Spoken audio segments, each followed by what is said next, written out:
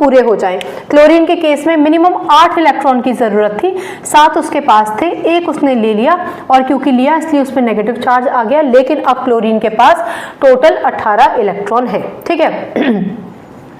चलिए एक और चीज बताती हूँ, फिर क्वेश्चन पे आते हैं। अगर आपसे पूछा जाए कि क्लोरीन कौन से नोबल गैस को रिजेंबल करता है, तो ये आर्गन को रिजेंबल करता है।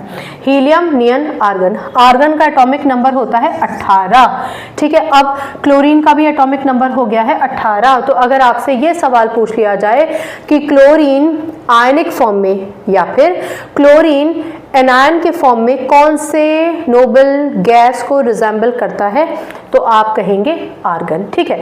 चलिए, अब आपको ये कैसे पता चलेगा कि ये नॉन मेटल है, क्योंकि जितने भी नॉन मेटल्स होते हैं उन सब के पास शॉर्टेज ऑफ इलेक्ट्रॉन होती है, यानी उनके आउटर मोस्ट शेल कंप्लीट नहीं होते हैं, लेकिन उनके आउटर मोस्ट शेल में 4 से ज़्यादा इलेक्ट्रॉन होते हैं।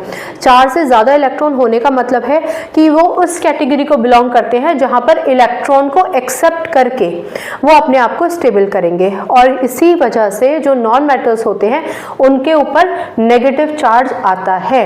ठीक है, और हमेशा याद रखिए कि जिसके पास भी ये नेगेटिव चार्ज होता है उसी को हम कहते हैं एनायन।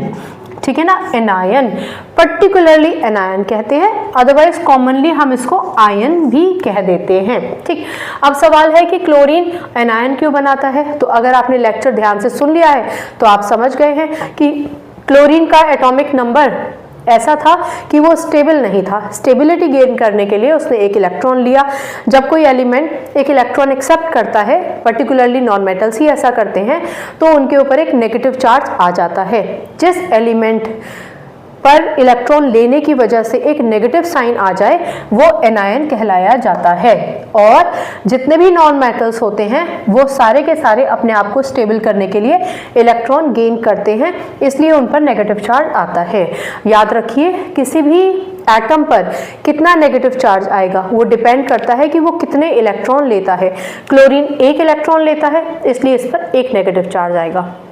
फॉस्फोरस 3 इलेक्ट्रॉन लेता है, इसलिए उसके पास 3 नेगेटिव चार्जेस होते हैं। वो हम एक सेपरेट लेक्चर में समझेंगे। ठीक है ना। अच्छा, हम यहाँ किसी एक्सेप्शन की बात नहीं कर रहे हैं, एक जनरल तौर पर आप ये समझिए कि मेटल्स के पास इलेक्ट्रॉन्स होते हैं देने के लिए, इसलिए वो कैटायन बनाते हैं। ठीक है, नॉन मेटल्स के पास शॉर्टेज होती है, इसलिए वो इलेक्ट्रॉन्स लेते हैं, और क्योंकि इलेक्ट्रॉन लेते हैं इसलिए उन पर नेगेटिव चार्ज होता है। हमेशा याद रखिए कि इसको आप ऐसे याद रख सकते हैं कि जब कभी भी हम किसी से कुछ लेते हैं, फेवर मांगते हैं, तो हम कहीं ना कहीं बोझिल महसूस करते हैं, राइट। हमें एक जिम्मेदारी लगती